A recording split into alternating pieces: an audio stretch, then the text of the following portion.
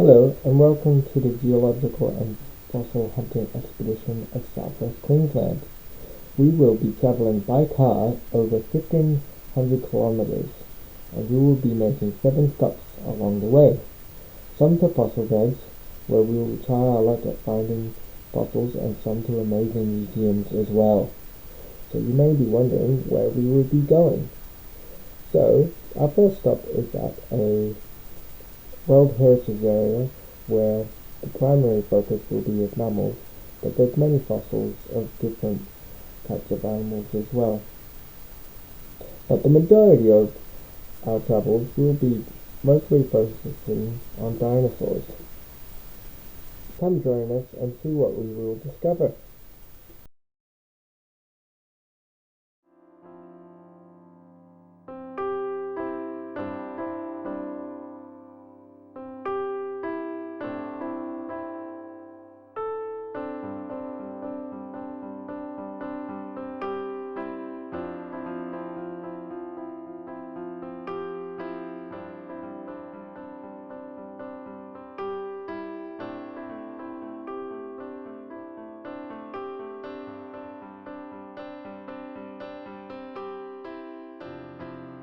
The World Heritage Area is Australia's most famous fossil location, recognised for a series of well-preserved fossils deposited from the late Oligocene to more recent geological periods.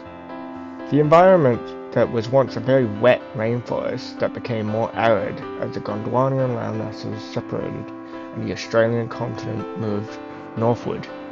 The approximately 100 square kilometres area has fossils remains of ancient mammals, birds, reptiles, from Oligocene all the way to the Miocene ages. Fossils at Riverlea are found in limestone by lime-rich freshwater pools and in caves when the ecosystem was evolving from rich rainforest to semi-grassland community.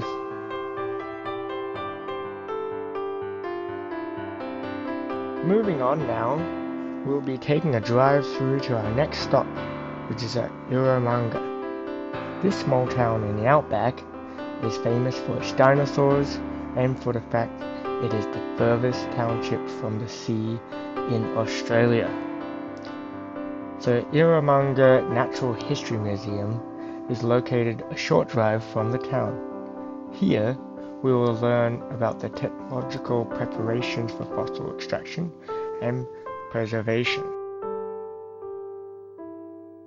After a nice cold one, we will be heading off to Lark Quarry Conservation Park.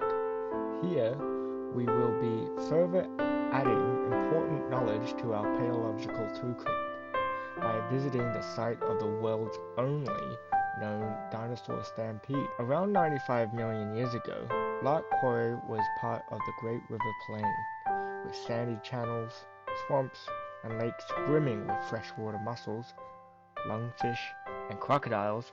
The dinosaur trackway at the Dinosaur Stampede National Monument were formed at this time, when Queensland was a vastly different place in contrast to the hot and arid climate of today.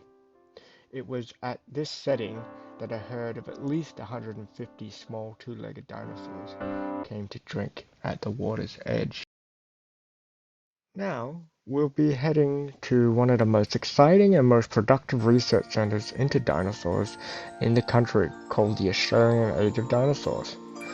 The fossils found at this site have occurred from dinosaurs wandering down to a billabong and getting stuck in the mud, and after they have died, scavengers have taken advantage and have had a feed. They then spread the remains all around the site, the bones then slowly turn into rocks from the process of fossilization. The Field Center run a training program on how to identify fossils and how to remove the sediment to reveal the original bone and fossils, and also how to fix broken fossils that may be damaged through extraction. We will be now heading on to our next stop. Now, we are finally going to put our newfound fossil skills to good use. We are on our way to a fossil bed past the small township of Hewenden. Hughenden sits at the end of an ancient inland sea known now as the Uramanga, and was formerly home to both terrestrial, marine, and even flying dinosaurs. The town is noted for its abundant dinosaur remains and spectacular landscapes, where fossils have been discovered since the early 19th century, which were embedded in the surrounding national parks block the soil downs. More than 3,000 Cretaceous fossil species have been found in this region. As noted earlier, this region of Queensland is hot and arid. East central portion of Australia dropped by as much as 350 meters when continental drift separated it from Antarctica 120 million years ago. When the water inundated the lowlands, the icy seas finally formed. This frosty invasion lasted around 20 million years and left its mark, as you can see in the surrounding landscape. Have a look for all sorts of rare fossils embedded in the rocks scattered around the fossil site.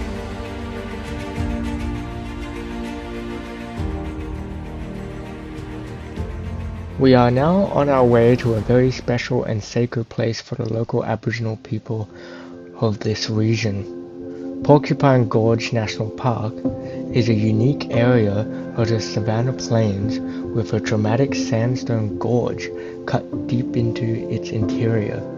It has a thin, hard basalt cap, which is the product of geological recent lava flows, which, in most places, are protected by the older underlying rock, where this capping has been worn away.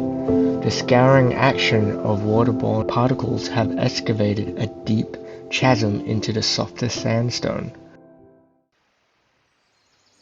We have now finally about to arrive at our final destination, Richmond. It is a 2-hour drive from Porcupine National Park.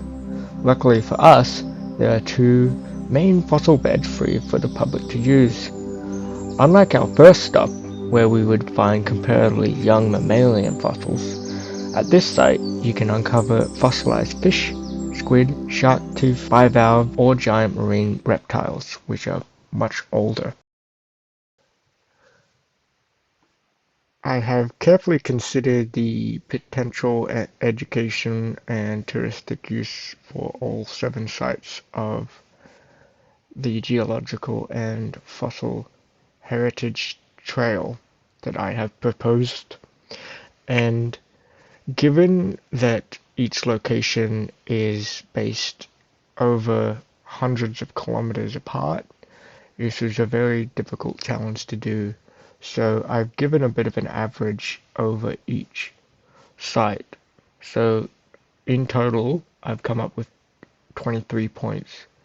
But obviously, if you take each site at its own value, those numbers would be different.